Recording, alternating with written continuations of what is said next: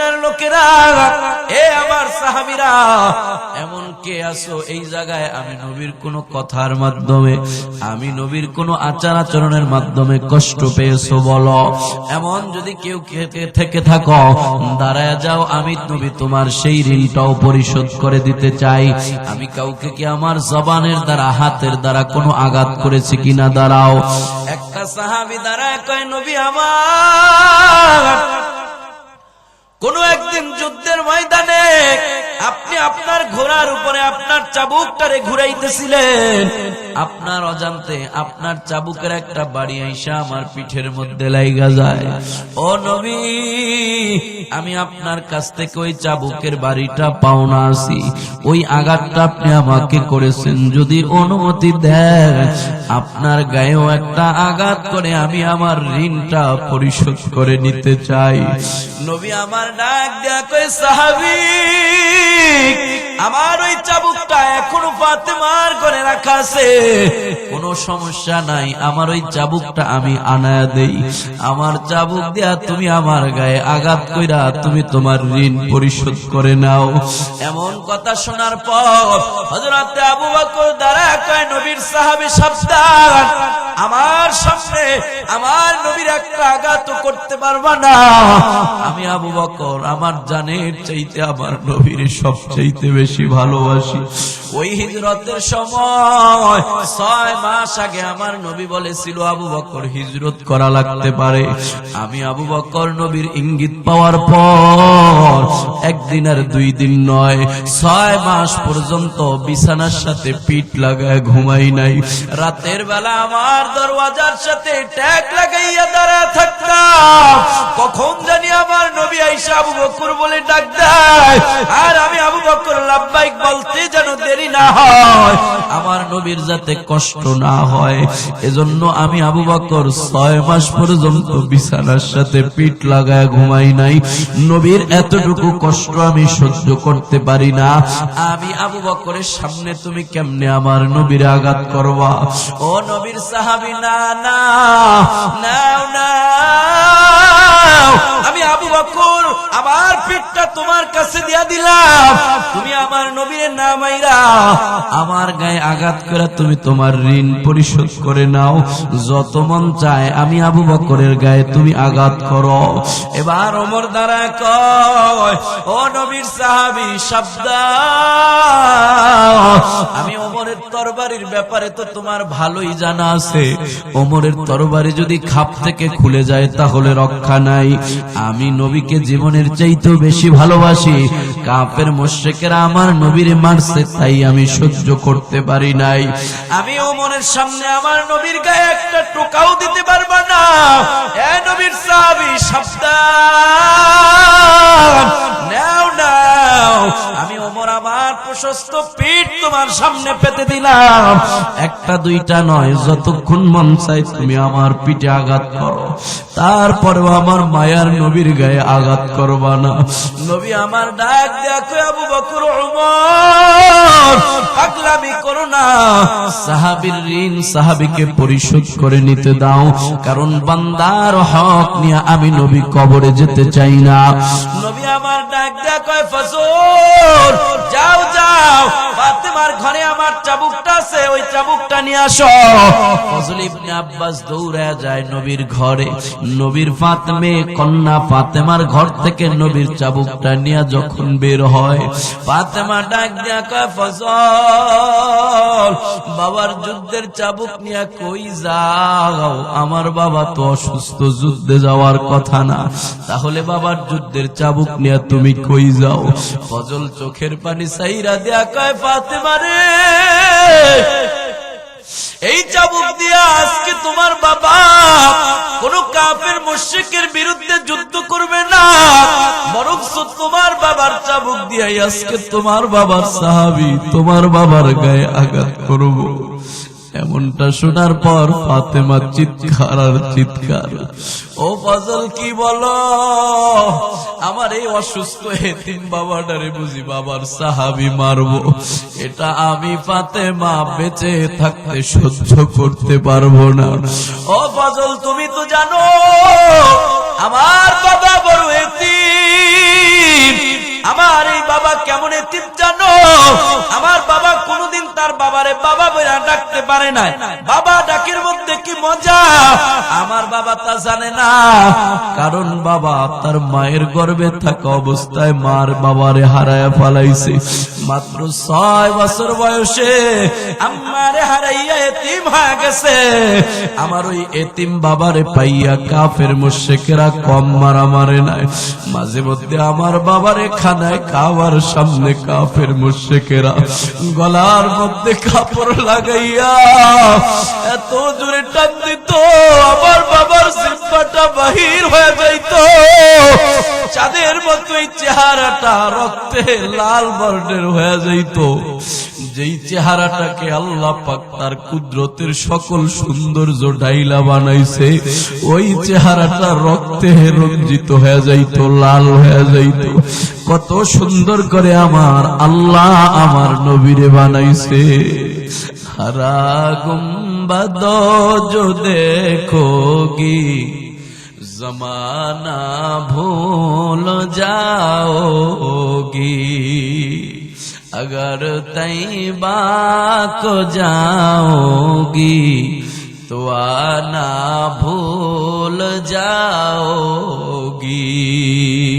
ना इतना ज्यादा चाँद तारो अपनी रंगत पर, मेरे आका को देखोगी चमक ना भूल जाओगी। मुसलमान বীরগঞ্জের যুবক ভাই আমার, মাহফিল শেষ করে বয়ান শেষ করে বাড়িতে আমরা জীবিত বসতে পারবো তার কোনো গ্যারান্টি আছে? গত 2 দিন আগে আসার সময় তাকায় দেখলাম যুবক একদিকে পড়ে আছে হেলমেট মাথায়, স্বাস্থ্যটা বড় ভালো, আরেকদিকে মোটর সাইকেল পড়ে আছে। কত মনে আশা নিয়ে না জানি রওনা হয়েছে, কিন্তু মনের আশা মনে রেখেই দুনিয়া থেকে চিরবিদায়। আপনার আমার ব্যাপারে এমনটা হতে পারে কি পারে না? মাহফিলে আসা যাওয়ার পথে আমাদের মরণ হতে পারে কি পারে না? যদি মরণ হয়েও যায় তারপরেও আপনার আমার কপাল বড় ভালো, কারণ মদিনার নবী জানায় দেয় মান সালাকা তরিকান ইয়ালতামিসু ফীহি ইলমা সাহহালাল্লাহু লাহু বিহি তরিকান ইলাল জান্নাহ। যে বান্দাটা ইলমে দ্বীন শিখার জন্য আল্লাহকে পাওয়ার জন্য কোন পথের দিকে আগায়, আমার আল্লাহ ওই বান্দা বান্দির জন্য জান্নাতের রাস্তা সহজ করে দেয়। ও বীরগঞ্জের যুবক ভাই আমার, হে বৃদ্ধ বাবা, আমি আপনাদের কাছে জানতে চাই আজকের এই মাহফিলে আসা দুনিয়ার কোন উদ্দেশ্য আছে নাকি আল্লাহকে পাওয়া? কাকে কাকে? আল্লাহর নাম নিতে আপনাদের মনে হয় লজ্জা লাগতেছে? হ্যাঁ, জোরে বলেন না কাকে? আল্লাহকে পাওয়া, দিন শিখাই যদি আপনার আমার উদ্দেশ্য হয়, মদিনার নবীর হাদিস প্রমাণ করে রে ভাই, আজকের এই মাহফিল থেকে যাওয়ার পথে যদি আপনার আমার মরণ হয়ে যায়, আপনি আমি মরতে দেরি আছি, আপনার আমার জন্য জান্নাতের রাস্তা সহজ হতে দেরি নাই। এ বেরাদার, জান্নাতো দারুল বাকা বকৌলে রব্বে খলিদিনা ফিহা মুদ্দতে উমরে কে দর জান্নাত বাওয়াত কাইবা উকবা দাখিলে দোজখ বাওয়াত। আওয়াজ করে বলা যাবে কি আল্লাহু আকবার? মুসলমানের আওয়াজ এত ছোট হতে পারে না, মুসলমানেরা এত ছোট ছোট আওয়াজ দেয়। এই জন্যই তো ইসকনেরা আমার ভাই সাইফুল ইসলাম আলিফকে হত্যা করার সাহস পায়, ঠিক কিনা? তাকবীরের আওয়াজটা বড় জোরে জোরে দিতে হয় রে মুসলমান। তাকবীরের আওয়াজটা জোরে আল্লাহু আকবার বলা সুন্নাত।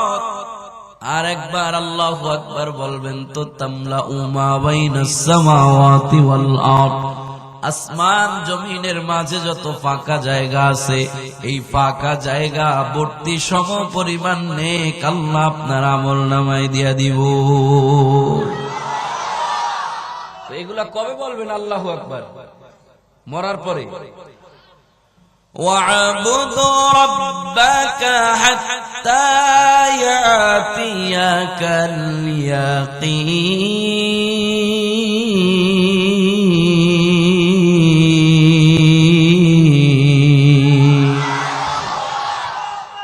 ওই নিশ্চিত মরণ আসার আগ পর্যন্ত আপনাকে আমাকে আল্লাহু আকবার বলতে হবে। মরণ আসার আগেই যত আমল করার করতে হবে। মরণ আসার পরে আর কোনো আমল বান্দার কাজে আসবে না। যদি আল্লাহ পাক আমল করার সুযোগও দেয়, ওই আমলে আল্লাহ আর নেকি দান করবে না। এজন্য কিতাবের মধ্যে লেখে, একজন আল্লাহওয়ালা বুজুর্গ হজ করতে বের হয়েছে, সফর করতে বের হয়েছে। হঠাৎ করে তাকাইয়া দেখে পথের মধ্যে এক কবরস্থান দেখা যায়। আল্লাহওয়ালা বুজুর্গ ওই কবরস্থানটা দেখে তার জবান থেকে অটোমেটিক তার জবানে বের হয়ে যায় সুবহানাল্লাহ। সুবহানাল্লাহ মানে কে পবিত্র? আরো জোরে বলেন। ও বীরগঞ্জের যুবক, আমার আল্লাহ তুমি বললো পবিত্র, তুমি না বললো আল্লাহ পবিত্র।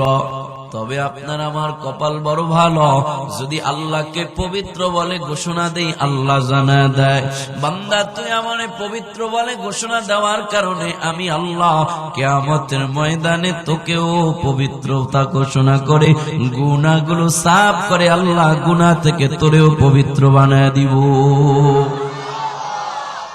আল্লাহর ওলির জবান থেকে সুবহানাল্লাহ বাইর হওয়ার পর আল্লাহর ওলি এত বড় কবরস্থান দেখে কবরের দিকে হাঁটি হাঁটি পা পা করে আগায়। হঠাৎ করে কবরের কাছে যাওয়ার পর তাকায় দেখে ওই কবর থেকে কোরআন পাকের তেলাওয়াতের আওয়াজ শোনা যায়। আল্লাহর বান্দাটা এবার তার অজান্তেই জবান থেকে বের হয়ে গেল আল্লাহু আকবার।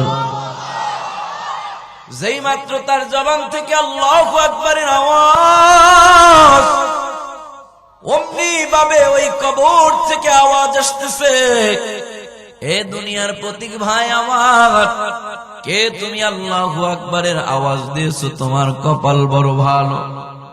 দুনিয়ার প্রতীক আল্লাহওয়ালা বুজুর্গ বড় আশ্চর্য হয়ে যায়। কবরের মধ্যে তাকে মরা লাশ, মরা মানুষ, সেখানে আবার কিভাবে আওয়াজ শোনা যায়? আল্লাহর বান্দাটা প্রশ্ন করে, কে তুমি ভাই? কবরের মধ্যে কোন জীবিত মানুষ নাকি? বলে না না, এই কবরের মধ্যে আমি কোন জীবিত মানুষ না, আমি অন্য 10টা কবরের মুর্দার মতো একটা মুর্দা।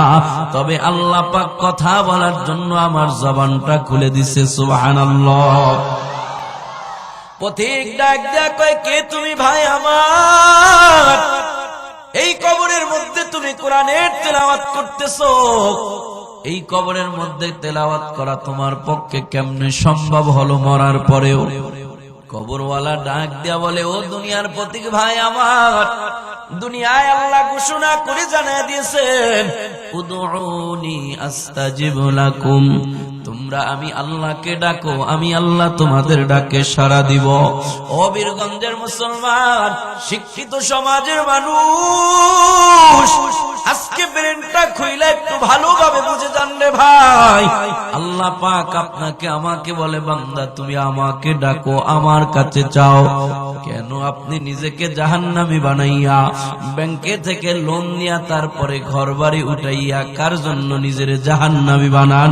অথচ আপনার জরুরত পূরণ করার জন্য আল্লাহ পাক প্রথম আসমানে আইসা ডাকতেছে, আলা মিন মুস্তাগফিরিন ফাগফির লাহু। ও বান্দা গুনাহ কে আসো আয় আমি আল্লাহর কাছে বল তুই গুনাহ করেছো ক্ষমা চা আমি আল্লাহ ক্ষমা করে দিব বান্দা তোর রিজিকের অভাব আমি আল্লাহকে বল আমি আল্লাহ রিজিকের অভাব দূর করে দিব ওই কবরওয়ালা ডাক দিয়া বলে দুনিয়াতে আল্লাহ বলেছিল আমাকে চাও আমার কাছে চাও আমি আল্লাহ তোমাকে দিব আমি আল্লাহর কাছে চাইছি ও দয়ার মালিক দুনিয়াতে আমি কোরআনের তেলাওয়াত করে বড় মজা পেয়েছি আয় আল্লাহ মরার পরেও আপনি আমারে আখিরাতে ওই কবরের মধ্যে কোরআন তেলাওয়াত করার সুযোগ দান করে দিয়েন আল্লাহ পাক আমার দোয়াটা কবুল করে আল্লাহ আমারে সুযোগ দিয়েছে এই জন্য কবরের মধ্যে আমি বৈশা বৈশা কোরআনের তেলাওয়াত করতেছি দুনিয়ার প্রতীক ডাক দেয়া বলে ভাই তুমি কয়দিন পর্যন্ত এখানে তেলাওয়াত করো কবরওয়ালা ডাক দিয়া বলে দুনিয়ার প্রতীক ভাই আমার একদিন নয় দুই দিন নয় বছরের পর বছর এই জায়গায় বসে বসে আমি কোরআনের তেলাওয়াত করতেছি পথিক ডাক দিয়া কয় তোমার কপাল বড় ভালো যেখানে আল্লাহ পাক কোরআনের একটা হরফ তেলাওয়াত করলে 10টা নেকি দান করে মান করা হরফাম মিন কিতাবিল্লাহ ফালাহু হাসানাতুন ওয়াল হাসানাতু আশরু আমসালিহা একটা আয়াত তেলাওয়াত করা নয় একটা হরফ তেলাওয়াত করলে আল্লাহ পাক 10টা নেকি দান করে সেই জায়গায় এত বছর পর্যন্ত তুমি কোরআনের তেলাওয়াত করছো তাহলে তোমার নেকির পাহাড় বানায়া ফেলাইছো কবরওয়ালা ডাক দিয়া বলে দুনিয়ার প্রতীক ভাই আমার এত বছর যে কবরে বৈশা তেলাওয়াত করেছি ওই তেলাওয়াতের সওয়াব গুলো তুমি নিয়ে যাও আর তুমি যে মাত্র একবার সুবহানাল্লাহ বলেছো এই সুবহানাল্লাহর আওয়াজটা আমারে দিয়া দাও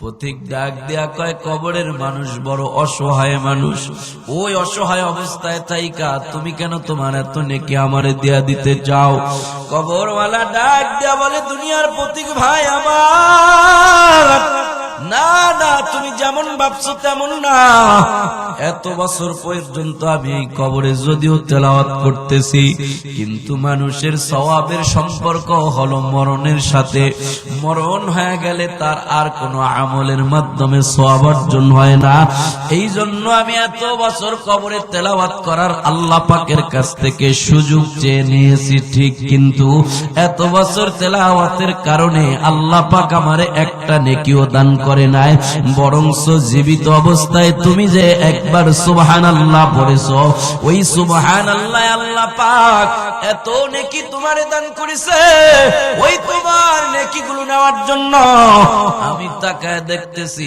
আসমানের ফেরেশতারা তোমার নেকি নেওয়ার জন্য প্রতিযোগিতা লাগায় দিছে বীরগঞ্জের মুসলমান ভাই আমার বৃদ্ধ বাবা পর্দার আনার মা আমার বোন ঘুমানের বহু সময় পাইবেন কবরের মধ্যে ঘুমানের সময়ের অভাব নেই সর্বশেষ যে বান্দাটাও কবরে যাবে 40 বছর পর্যন্ত তারে অন্তত পক্ষে কমপক্ষে কবরে থাকতে হবে কবরের মধ্যে এত ঘুমের সময় আজকের বীরগঞ্জ নুরুল উলুম কওমি মাদ্রাসার উদ্যোগে একদিন মাহফিল আজকের এই রাত্রটারে যদি আমরা মাহফিলে কাটায় দিতে পারি বলা যায় না কোন কথায় জানি কখন আল্লাহ পাক কার গলায় হেদায়েতের মালাটা ঝুলায়া আল্লাহ হেদায়েতের পথে উঠায় দেয় ঠিক কিনা আল্লাহ বলে সবাই মিলে প্রতিযোগিতা দিয়া দৌড়াও ইলা মাগফিরাতিম মির রাব্বিকুম তোমাদের রবের মাগফিরাতের দিকে দৌড়াও বীরগঞ্জের মুসলমান আওয়াজ করে বলতে পারেন হুজুর মাগফিরাত কাকে বলা হয় সেটা তো জানি না মাগফিরাত কি এটা আবার কোন জিনিস মুফাসসিরিন একরাম মাগফিরাতের দুইটা অর্থ লিখেছেন এক নম্বর মাগফিরাতের অর্থ হলো নেক আমল কি আমল নেক আমল আমাদের দরকার আছে না নাই নেক আমল আমাদের কেন দরকার আল্লাহ পাক অন্য এক আয়াতের মধ্যে জানায় দেয় ইন্নাল্লাযীনা আমানু ওয়া আমিলুস সালিহাতি কানাত লাহুম জান্নাতুল ফিরদাউসি নুজুলা। নিশ্চয়ই যারা ঈমান আনবে আর নেক আমল করবে, ঈমান আর নেক আমলের বিনিময়ে আল্লাহ পাক তাদেরকে জান্নাতুল ফিরদাউস দান করবে। বীরগঞ্জের মুসলমান যুবক ভাই আমার, বৃদ্ধ বাবা, আপনাদের কাছে জানতে চাই, আপনারা জান্নাতুল ফিরদাউসে যেতে চান কি চান না? কারা কারা যেতে চান দু হাত তুলে আল্লাহকে দেখান। ও দয়ার মালিক আল্লাহ, রহমতের নজর দিয়া তাকায় দেখে এই বীরগঞ্জের মানুষগুলো দুনিয়ার জান্নাতে বসার পর আখিরাতের সর্বোচ্চ জান্নাত জান্নাতুল ফিরদাউসে বসার আশা পোষণ করেছে। আয় আল্লাহ, দুনিয়ার জান্নাতে যেমন কবুল করেছে, এই উসিলায় আমাদের সবাইকে এইভাবে একসাথে আখিরাতের সর্বোচ্চ জান্নাত জান্নাতুল ফিরদাউসে বসার সুযোগ করে দাও। জোরে বলেন আমিন। আল্লাহ ও জানে আপনারা জান্নাতুল ফিরদাউস চান, তবে জান্নাতুল ফিরদাউস পাওয়ার জন্য দুইটা জিনিসের দরকার। এক নম্বরে ঈমান, দুই নম্বরে নেক আমল। ঈমান আমাদের সবার আছে না নাই? ঈমান আমাদের সবার আছে, যদিও একটু দুর্বল, ঠিক কিনা বলে? ঈমান আমার এত দুর্বল, এত দুর্বল, বোর্ডের সময় 500 টাকার নোটের কাছে ঈমান বিক্রি হয়ে যায়, ঠিক কিনা কোন? আমাদের ঈমান এত দুর্বল, এত দুর্বল, ওই দুর্বল ঈমান এখনো আমাদেরকে মিথ্যা থেকে বাঁচাইতে পারে না। এজন্য আল্লাহ বলে আমিনু কামা আমানান নাস। হে ঈমানদারেরা, ঈমান আনো, মজবুত ঈমান কাদের মতো? সাহাবা একরামের মতো মজবুত ঈমান আনো। ঈমান আমাদের দুর্বল হলেও আছে। এবার জান্নাতুল ফিরদাউস পাওয়ার জন্য আরেকটা জিনিস দরকার, সেটা হলো নেক আমল। ও বীরগঞ্জের মুসলমান, দুনিয়াতে যার যেই জিনিসের দরকার, ওই বান্দাটা ওই জিনিসের দিকেই দৌড়ায়। আল্লাহ বলে তোমাদের যেহেতু জান্নাতুল ফিরদাউস পাওয়ার জন্য নেক আমলের দরকার, এবার সবাই মিলে বীরগঞ্জের মুসলমান সবাই মিলে প্রতিযোগিতা দিয়া দৌড়াও, দৌড়াও। কোন দিকে দৌড়াইবা? জান্নাতুল ফিরদাউস পাওয়ার জন্য যেই নেক আমল দরকার, সবাই মিলে প্রতিযোগিতা দিয়া নেক আমলের দিকে দৌড়াও। কোন দিকে? কোন দিকে? ও বীরগঞ্জের মুসলমান, আমি জানি না আপনারা এতদিন কে কোন দিকে দৌড়াইছেন। বাবা, যুবক ভাই আমার, কুয়াকাটা, কক্সবাজার, সমুদ্র সৈকত, সিলেট, জাফলং, কম রিসোর্টে তুমি দৌড়াও না, কিন্তু তোমার ঘরের পাশে মালিকের ঘর, মসজিদে তুমি 5 ওয়াক্ত নামাজে দৌড়াইতে পারো না। এখনো তুমি মালিকের ঘরের পথটা চিনো না। এখনো তুমি 5 ওয়াক্ত নামাজে মুয়াজ্জিনের ডাকে সারা দিয়ে তুমি দৌড়াতে পারো না। কত বৃদ্ধ বাবা আছে, একদিনও দোকানে গিয়ে চা খাওয়া মিস হয় না সন্ধ্যাবেলা, কিন্তু আল্লাহ পাকের ঘরের পথটা এখনো ধরতে পারে না। 60 বছর বয়স হয়েছে মনে করছেন 60 বছরের বড় হয়ে গেছেন। বাবা না না, 60 বছর আপনি কবরের কাছাকাছি চলে গেছেন। কোন সময় জানি আজরাইল আইসা ধাক্কা দিয়ে মৃত্যুর বিছানায় ফালায়া দেয়। এখনো নেকের পথে দৌড়ান, এখনো আপনি ফজর না পড়া ঘুমান। কে জানে জোহরের সময় আপনার জানাজা রেডি হয়ে যাইতে পারে, এখনো ঘুমান। কেমন করে ঘুমাও তুমি, কেমন করে ঘুমাও তুমি, ফজর করে কাজা।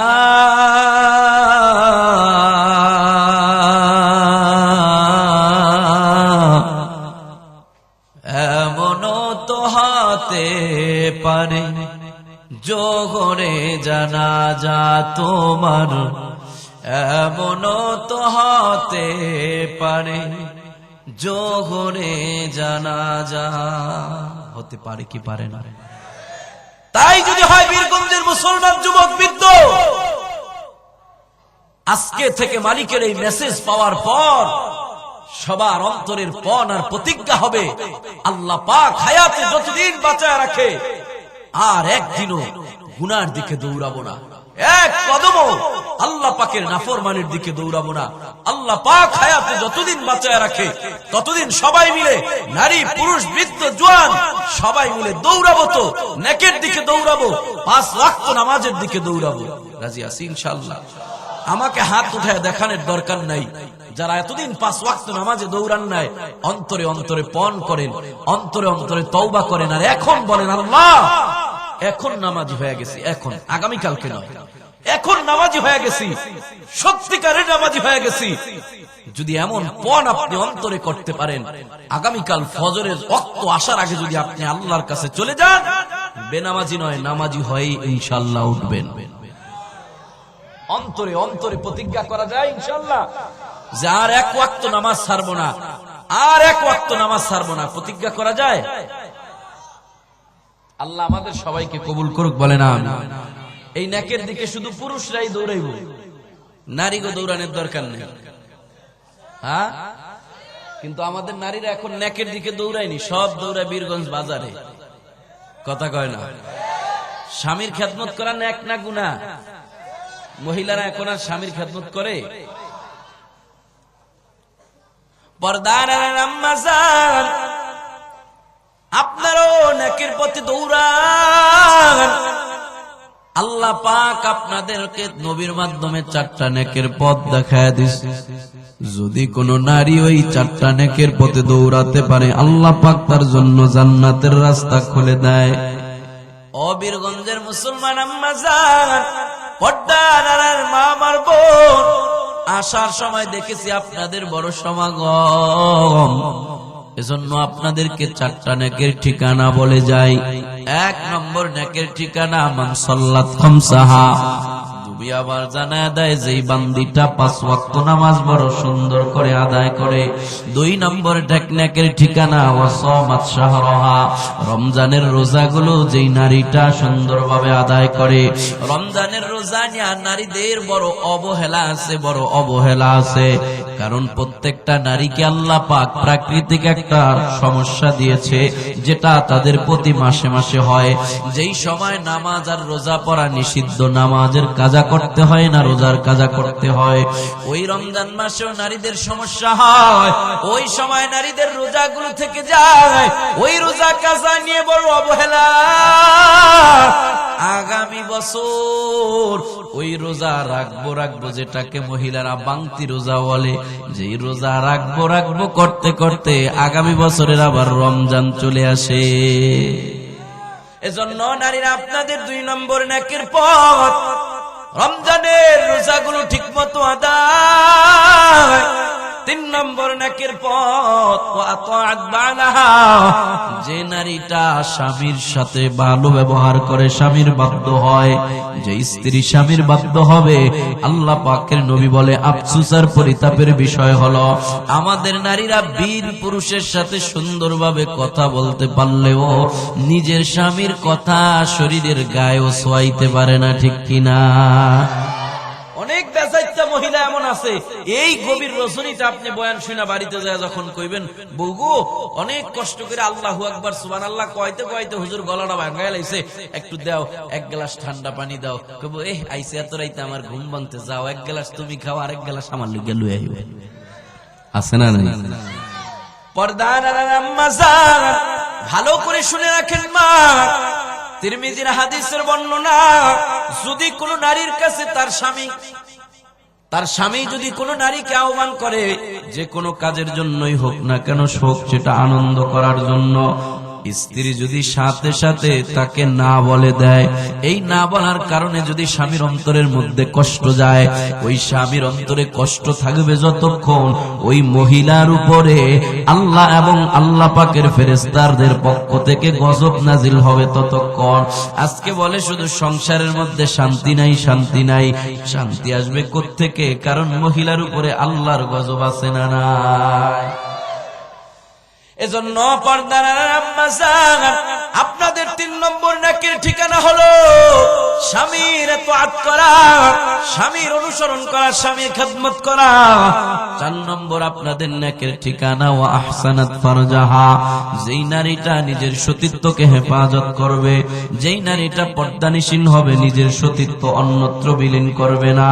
আল্লাহর নবী বলে, নারী যদি এই 4টা নেকের ঠিকানায় দৌড়ায়া 4 গুণে গুণান্বিত হতে পারে, আল্লাহ পাক ওই নারীকে এত দামি বানায় দেয়, এত দামি বানায় দেয়, ওই নারীটা মরার পর আল্লাহ পাকের ফেরেশতা ঘোষণা করবে, আল্লাহর বান্দি ঢোকো জান্নাতের ভিতরে, ঢোকো। মিন আইয়ি আবওয়াবিন শাআত, জান্নাতের 8টা দরজা তোমার জন্য খোলা, যেটা দিয়ে মন চায় তুমি আজকে জান্নাতে চলে যাও। নারীরা 4 নেকের পথে দৌড়াবে, পুরুষ কয় নেকের পথে দৌড়াবে?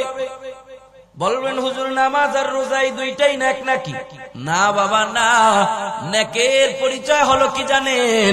মা আতাকুমুর রাসূলু ফাখুযুহু ওয়া মা নাহাকুম আনহু ফান্তাহু। বান্দা, আল্লাহ পাকের পক্ষ থেকে নবী আপনার আমার জন্য যেটা করণীয় হিসেবে নিয়ে এসেছে ওটা করা নেক, যেটা বর্জনীয় হিসেবে নিয়ে এসেছে ওটা বর্জন করা তেমন নেক। অর্থাৎ আল্লাহ পাকের হুকুম মানা, আবার আল্লাহ পাকের নাফরমানি থেকে বাঁচা, এই 2টার সমষ্টিগত পরিচয় হলো নেক। বলবেন হুজুর, কোনটা মানবো আর কোনটা ছাড়বো? আল্লাহর নবী বলে, উম্মত তারাকতু ফীকুম আমরাইন, আমি তোমাদের মাঝে 2টা জিনিস রেখে গিয়েছি, ওই 2টাই হলো তোমাদের নেকের পথ। ওই 2 নেকের পথে যদি তোমরা দৌড়াও, তোমরা কখনো গোমরাহ হবা না। ওই 2 নেকের পথে দৌড়াইলেই জান্নাত পর্যন্ত পৌঁছতে পারবা। ওই 2 নেকের পথ, একটা হলো কিতাবুল্লাহ, আল্লাহ পাকের কোরআন, আরেকটা হলো সুন্নতে রাসূল, রাসূলের আদর্শ। এক কথায় নেকের পরিচয় হলো কোরআন সুন্নাহ, যেখানে বীরগঞ্জের মুসলমান থাকবে সেখানে। নেকের সমষ্টিগত পরিচয় হলো কোরআন আর সুন্নাহ। তার মানে কোরআন সুন্নাহ যেটাকে সাপোর্ট করে ওটা করাই হলো নেক, আর কোরআন সুন্নাহ যেটাকে সাপোর্ট করে না ওটা দেখতে যত ভালোই দেখা যাক না কেন ওটা নেক না। এই 2টা নেকের পথে আপনি দৌড়াতে থাকবেন, দৌড়াতে থাকবেন। ইন্নাকুম তাহইয়াউনা কামা তামুতুন, যে কোনো একটা নেক আমল অবস্থায় আপনার মরণ হয়ে যাবে। ওই নেক অবস্থায় আল্লাহ পাক আপনাকে কিয়ামতের ময়দানে উঠাবে। আর যদি কোনো বান্দা নেক অবস্থায় কিয়ামতের ময়দানে উঠতে পারে, আল্লাহ পাক তার জন্যই জান্নাত বরাদ্দ করে রেখেছেন। ও বীরগঞ্জের মুসলমান গো, এই উদাহরণ দিয়ে আমি আমার বয়ান থেকে বিদায় নিব। একটা মানুষ যদি সারা জিন্দেগি গুনার দিকে দৌড়ায়, গুনার দিকে দৌড়ায়, যে কোনো একটা গুনাহ অবস্থায় তার মরণ হয়ে যাবে, কিয়ামতের ময়দানে তার গুনাহ অবস্থায় উঠতে হবে। আর বান্দা যদি নেক অবস্থায় দৌড়ায়, নেক আমলের দিকে সারাটা জিন্দেগি দৌড়ায়, অর্থাৎ কোরআন আর হাদিসের বাহিরে তার চলাফেরা না হয়, তাহলে যে কোনো একটা এই কোরআন হাদিস অনুযায়ী চলাফেরা কাজের উপরেই তার মরণ হবে। ওই বান্দাটা এই কোরআন হাদিস অনুযায়ী চলা অবস্থায় আল্লাহ পাকের কাছে উঠবে।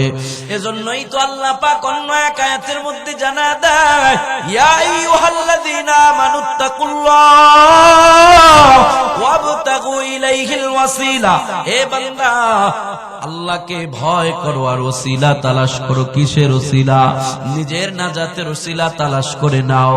অর্থাৎ নেকের পথে দৌড়াতে থাকো, দৌড়াতে থাকো, যে কোনো একটা নেক তোমার নাজাতের ওসিলা হয়ে যাবে।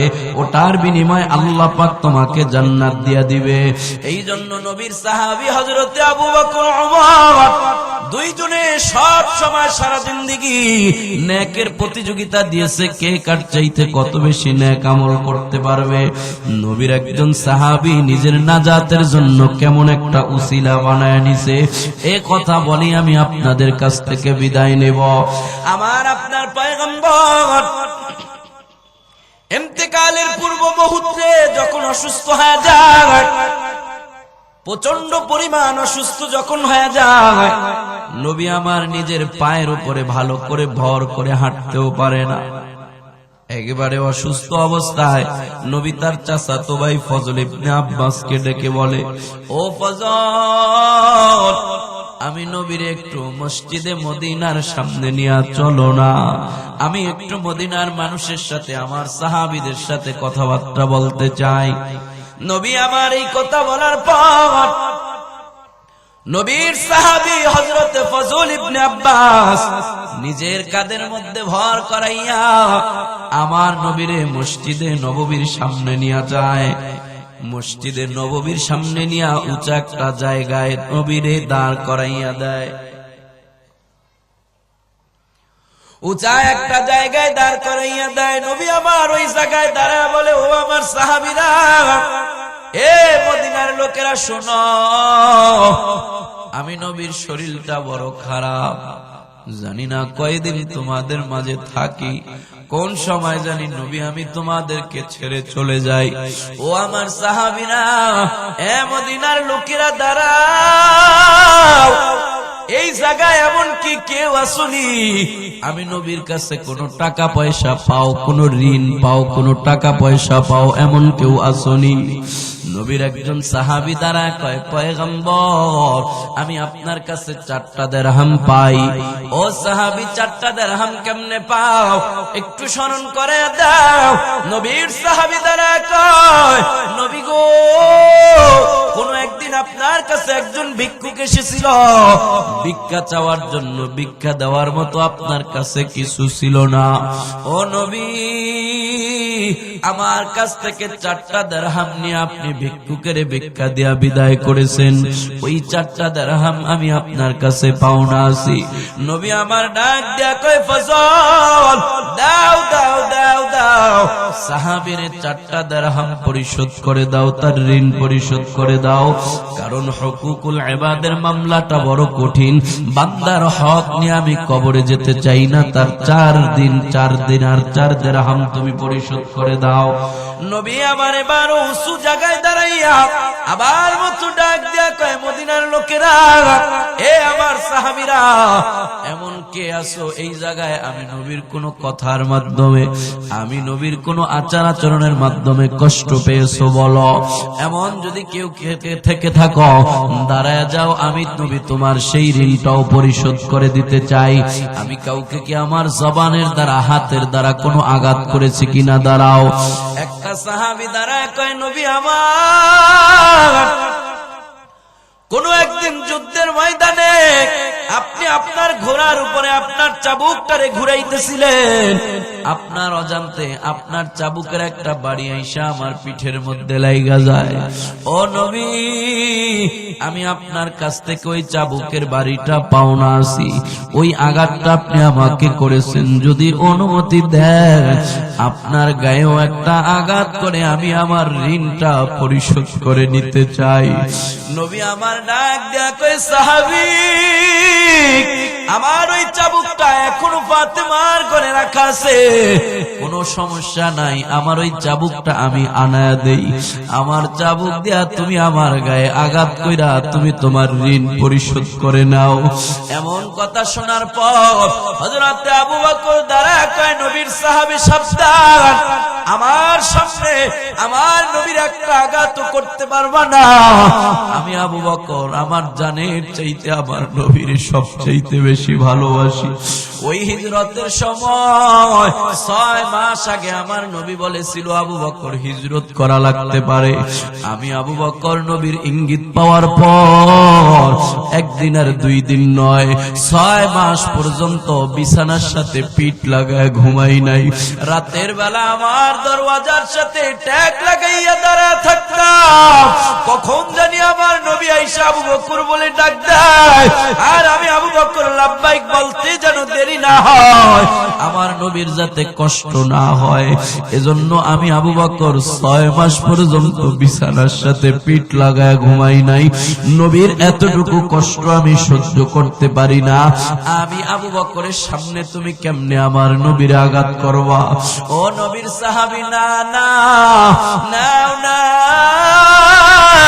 আমি আবু বকর আমার পিঠটা তোমার কাছে দিয়া দিলাম, তুমি আমার নবীর নাম আইরা আমার গায়ে আঘাত করে তুমি তোমার ঋণ পরিশোধ করে নাও। যত মন চায় আমি আবু বকরের গায়ে তুমি আঘাত করো। এবার ওমর দ্বারা কয়, ও নবীর সাহাবী সাবধান, আমি ওমরের তরবারির ব্যাপারে তো তোমার ভালোই জানা আছে। ওমরের তরবারি যদি খাপ থেকে খুলে যায় তাহলে রক্ষা নাই। আমি নবীকে জীবনের চাইতেও বেশি ভালোবাসি। কাফের মুশরিকেরা আমার নবীরে মারছে, তাই আমি সহ্য করতে পারি নাই। আমি ওমরের সামনে আমার নবীর গায়ে একটা টোকাও দিতে পারবা না। এ নবীর সাহাবী সাবধান, নাও নাও, আমি ওমর আমার প্রশস্ত পিঠ তোমার সামনে পেতে দিলাম। একটা দুইটা নয়, যতক্ষণ মন চাই তুমি আমার পিঠে আঘাত করো, তারপরেও আমার মায়ার নবীর গায়ে আঘাত করবা না। নবী আমার ডাক দেখো, আবু বকর ওমর পাগলামি করো না, সাহাবীর ঋণ সাহাবীকে পরিশোধ করে নিতে দাও, কারণ বান্দার হক নিয়ে আমি নবী কবরে যেতে চাই না। নবী আমার ডাক দেখো, ফজল যাও যাও, ফাতেমার ঘরে আমার চাবুকটা আছে, ওই চাবুকটা নিয়ে আসো। ফজল ইবনে আব্বাস দৌড়ে যায় নবীর ঘরে। নবীর ফাতেমা কন্যা ফাতেমার ঘর থেকে নবীর চাবুকটা নিয়ে যখন বের হয়, ফাতেমা ডাক দিয়া কয়, ফজল বাবার যুদ্ধের চাবুক নিয়ে কই যাও? আমার বাবা তো অসুস্থ, যুদ্ধে যাওয়ার কথা না, তাহলে বাবার যুদ্ধের চাবুক নিয়ে তুমি কই যাও? ফজল চোখের পানি সাইরা দিয়া কয়, ফাতেমা রে, এই চাবুক দিয়া আজকে তোমার বাবা কোন কাফের মুশরিকের বিরুদ্ধে যুদ্ধ করবে না, বরং তোমার বাবার চাবুক দিয়া আজকে তোমার বাবার সাহাবী তোমার বাবার গায়ে আঘাত করব। এমনটা শোনার পর ফাতেমা চিৎকার আর চিৎকার। ও ফজল কি বলো? আমার এই অসুস্থ এতিম বাবাটারে বুঝি বাবার সাহাবী মারবো? এটা আমি ফাতেমা বেঁচে থাকতে সহ্য করতে পারবো না। ও ফজল তুমি তো জানো আমার বাবা বড় এতিম। আমার এই বাবা কেমন এতিম জানো? আমার বাবা কোনদিন তার বাবারে বাবা বলে ডাকতে পারে না। বাবা ডাকের মধ্যে কি মজা আমার বাবা তা জানে না, কারণ বাবা তার মায়ের গর্ভে থাকা অবস্থায় মার বাবারে হারায়া ফেলাইছে। মাত্র 6 বছর বয়সে আমারে হারাইয়া এতিম হয়ে গেছে। আমার ওই এতিম বাবারে পাইয়া কাফের মুশরিকেরা কম মারামারে নাই। মাঝে মধ্যে আমার বাবারে খানায় খাওয়ার সামনে কাফের মুশরিকেরা গলার মধ্যে কাপড় লাগাইয়া এত জোরে টান দিত, আমার বাবার জিহ্বাটা বাহির হয়ে যাইত। চাঁদের মতো এই চেহারাটা রক্তে লাল বর্ণের হয়ে যাইত। যেই চেহারাটাকে আল্লাহ পাক তার কুদরতের সকল সৌন্দর্য ডাইলা বানাইছে, ওই চেহারাটা রক্তে রঞ্জিত হয়ে যাইত, লাল হয়ে যাইত। কত সুন্দর করে আমার আল্লাহ আমার নবীরে বানাইছে। हरा गुम्बदो जो देखोगी जमाना भूल जाओगी, अगर तैबा को जाओगी तो आना भूल जाओगी। ना इतना ज़ियादा चाँद तारो अपनी रंगत पर, मेरे आका को देखोगी चमकना भूल जाओगी। कवि डाक दिया कय आकाशेर चंद्र तारका शुनो, আমার নবীর সৌন্দর্যের সামনে যদি তোমাদের আলোটাকে ধরা হয়, আমার নবীর সৌন্দর্যের সামনে তোমাদের চাঁদ আর সূর্যের আলো এক নিমিষে বিলীন হয়ে যাবে। আল্লাহু আকবার। ফাতেমা ডাক দিয়া বলে, ফজল এত সুন্দর চেহারাওয়ালা আমার আব্বাজান যে আব্বাজান রে এতিম পাইয়া কাফের মুশরিকরা এমন মারাও মারে নাই। আবু জাহেল আমার বাবার গাড়ির মধ্যে উটের নারী ভরি চাপায়া দিছে। আমার বাবা ভালো করে ভর করে হাঁটতে পারে না, অসুস্থ। এই অসুস্থ অবস্থায় আমার বাবাটারে আবার তার কোন সাহাবী মারবে? আমি ফাতেমা সহ্য করতে পারবো না। ও ফজল, না না না, এটা হতে পারে না। এতিম বাবারে ওরা মারবে, আমি কেমনে সহ্য করব? ফাতেমা এবার তার কলিজার টুকরা দুই সন্তান হযরত হাসান আর হুসাইনকে ডেকে বলে, হাসান, এ হুসাইন, যা যা তাড়াতাড়ি। নানাজির কোন সাহাবী যেন নানাজিরে আঘাত করবে। তোরা তো জানো তোর নানাজিরে আমি ফাতেমা কতটা ভালোবাসি। তোর নানাজির গায়ে অসুস্থ অবস্থায় যদি একটা বেতের আঘাত পড়ে, আমি ফাতেমা সহ্য করতে পারবো না। যা যা তাড়াতাড়ি যা যা, তোরা দুই ভাই তো বাবা তোর নানাজির সামনে যা পিঠ পাইতা দে। সাহাবী যেন তোদের গায়ে আঘাত করে, তোর নানাজির গায়ে আঘাত করে না। নবীর কলিজার টুকরা নাতিদয় হাসান আর হোসাইন দৌড়ায়া যায়, নবীর সাহাবীর দুই হাত ধরে টানে আর কয়, নানাজির সাহাবী, এত সুন্দর চেহারা দেখা কি তোমার একটু মায়া লাগে না? আমার নানাজি দেখো অসুস্থ হয়ে গেছে, ভালো করে হাঁটতেও পারে না। আমার নানাজির আঘাত করো না, আম্মাজান সহ্য করতে পারবে না। আম্মাজান বলছে, আমার নানাজি বড় এতিম, কাফের মুশরিকরা অনেক মারা আমার নানাজিরে মারছে। তুমি কেমনে আমার নানাজির সাহাবী হয়ে আমার নানাজির গায়ে আঘাত করবা না? এই নাও, আমি হাসান আমার ভাই হোসাইন দুইজন তোমার সামনে দুইটা পিঠ পাইতা দিলাম, যত আঘাত মন চায় এই জায়গায় করো, নানাজিরে মাইরো না। নবী আমার চোখের পানি চাইরা দেয়া কয়, হাসান, এ কলিজার টুকরা হুসাইন, পাগলামি করো না দাদু, এ নানা ভাই পাগলামি করো না। সরো সরো, এখানে হকের মামলা, হুকুকুল ইবাদের মামলা। সাহাবীদের ভিতরে কান্নার রোল হয়ে গেছে। আবু বকর কাঁদে, ওমর কাঁদে, হাসান আর হোসেন কাঁদে। আমাদের চোখের সামনে আমাদের কলিজার টুকরা, প্রাণের সবচেয়ে প্রিয় মানুষ, আমাদের নবীরে বুঝি আমাদেরই একজন ভাই সাহাবী বুঝি আমার নবীকে মারবে। সাহাবা একরাম সবাই কান্না করে। নবী আমার ডাক দেয়া কয়, ফজল, দাও দাও চাবুকটা সাহাবীর হাতে ধরায়া দাও, সাহাবী যেন তার ঋণ আমার মার গায়ের মধ্যে আঘাত করে পরিশোধ করে নেয়। এবার নবীর সাহাবী ফজল ইবনে আব্বাস যেই মাত্র নবীর সাহাবীর হাতে আর চাবুকটা ধরায়া দিছে, নবীর সাহাবী চাবুক নিয়ে এক পা দুই পা করে নবীর দিকে আগায়। সাহাবীদের কান্নার মাত্রা আরো বেড়ে যায়। কেমনে এই দুই চোখ দিয়া দেখে সহ্য করব? আমাদের প্রাণ প্রিয় নবীকে মারবে, কেমনে এটা দেখে সহ্য করব? নবীর সাহাবী চাবুক নিয়ে এবার নবীর পিছনে আইসা পড়ছে। নবীর পিঠের সামনে পিছনে দাঁড়ায় কয়, পয়গম্বর, আপনি যখন আমারে আঘাত করেছিলেন আমার পিঠের মধ্যে কোনো কাপড় ছিল না গো পয়গম্বর, আপনার পিঠের মধ্যে জুব্বা দেখা যায়, জুব্বাটা উঠায়া দিলে আঘাতটা সমান সমান হইত।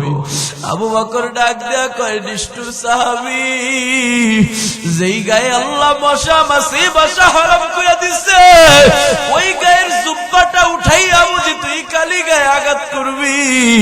একটু কি দয়া হয় না? একটু কি মায়া হয় না? গায়ের জুব্বাটা উঠাইয়া বুঝি তোর আঘাত করতে হবে?